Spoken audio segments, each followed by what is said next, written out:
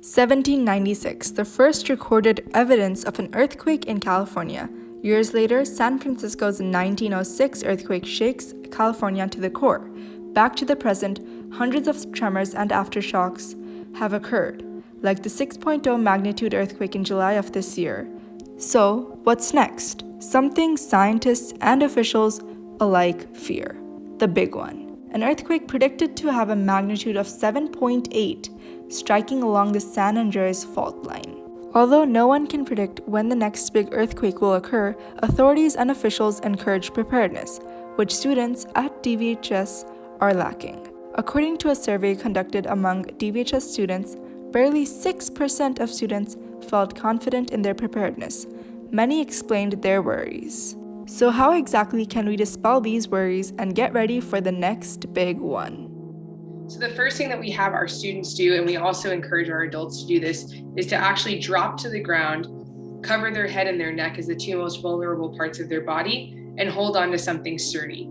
Those are the instructions that the Red Cross gives and the earthquake agency gives. So we say drop, cover, and hold on. That's also what we practice during the Great Shakeout, which will be occurring on October 21st at 10:21 a.m. I think the figure is 70% of injuries in earthquakes are caused by people being hit by objects when they're trying to get outside. When they're trying to leave the building, they're hit by falling objects. So that's why we want to stay where we're at and get underneath something that's going to protect us, if we can. As to someone who's panicking, the best way to prevent that is in the future, and that's with practicing duck, cover, and hold. That way you know when you feel the earth move and other people duck, cover, and hold, you too should do the same. After an earthquake, expect and prepare for potential aftershocks. That's a big one. A lot of people think, okay, the shaking has stopped. Let me gather myself. Let me figure out where my family is. Let me figure out if everybody is okay. And they forget that sometimes aftershocks are very powerful and can feel the same and can do just as much damage as the original earthquake. So anytime you feel an aftershock, remember, practice that drop, cover, hold on, the same drill as you would do during a normal earthquake. They can occur, within minutes, days, weeks, or even months following an earthquake. So it's very important to be prepared and to watch out for those. It's also important to think about landslides. So if you live in an area that has hills, just think about landslides after an earthquake. The soil shifts and things may come sliding down. And if you live in a coastal area, as we do in Northern California, also be aware of a tsunami warning or a threat. One of the biggest ways to stay in tune with what's going on and just to make sure that you and your family are safe is to download some of the really great free apps that are available for your mobile phone, for your cell phone. So you can download the American Red Cross Emergency app, which has all the weather alerts, safety tips that you can practice with your family. And it also includes locations if you need to find shelter after a disaster. There are also several other apps. The MyShake app is another one that's available in California. There are multiple earthquake safety apps that are available for free if you just search for them in your cell phone app store.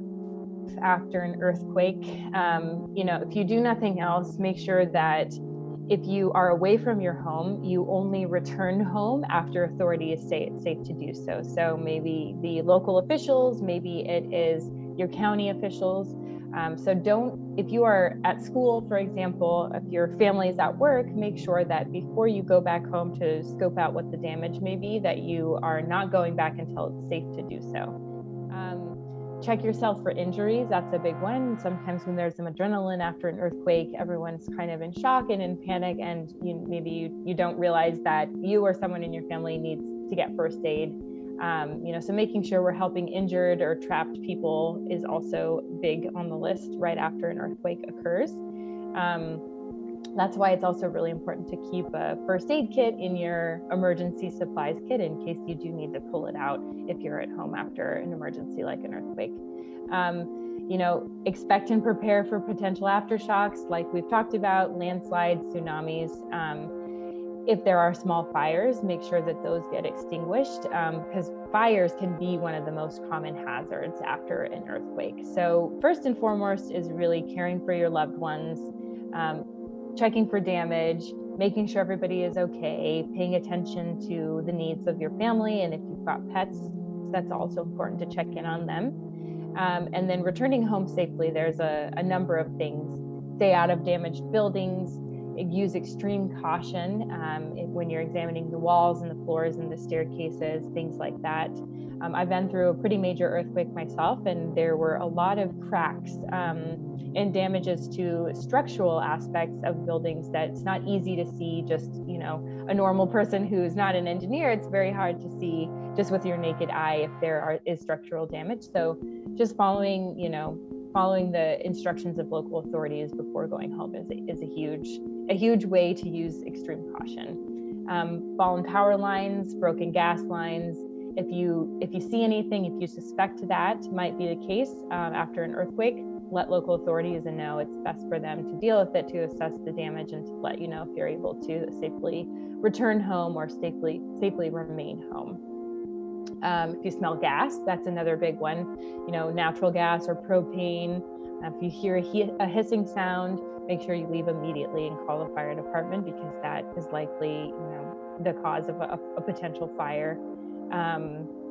If closets and cabinets were shaken open during an earthquake, it's really important to be careful when you're going back through and closing the cabinet doors. Things may have shifted, stuff falls really easily, there may be broken glass, and that's really important, especially if there are younger kids, or younger family members in the home. And you can download a list of safety tips, tips for inspecting the home after an earthquake. If you visit redcross.org/earthquake, there's a whole suite of materials and different tips that you can go through. It's best to review them before an earthquake happens. Preparation is much more valuable than what we could do during. During, obviously, we're trying to survive, and that's a single focus. Before we could prepare, and we should take advantage of that opportunity, because it gives us a better chance, not so much during, but after the earthquake. During also, actually, as well. If you want to look at preparations before to reduce hazards during an earthquake, you can do a hazard hunt in your home. Look for large, heavy objects that are on the wall, or in your workplace, or in your school.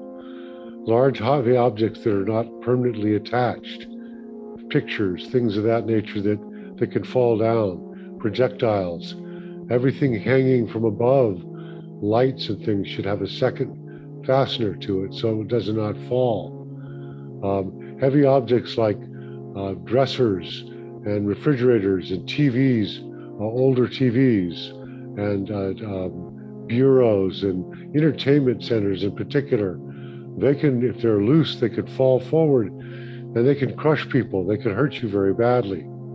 Open file drawers have been known to slide out and hit people.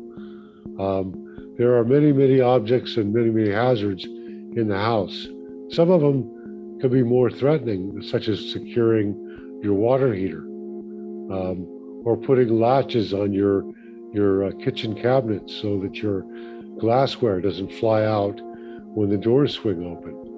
Very, very simple precautions that can be taken beforehand.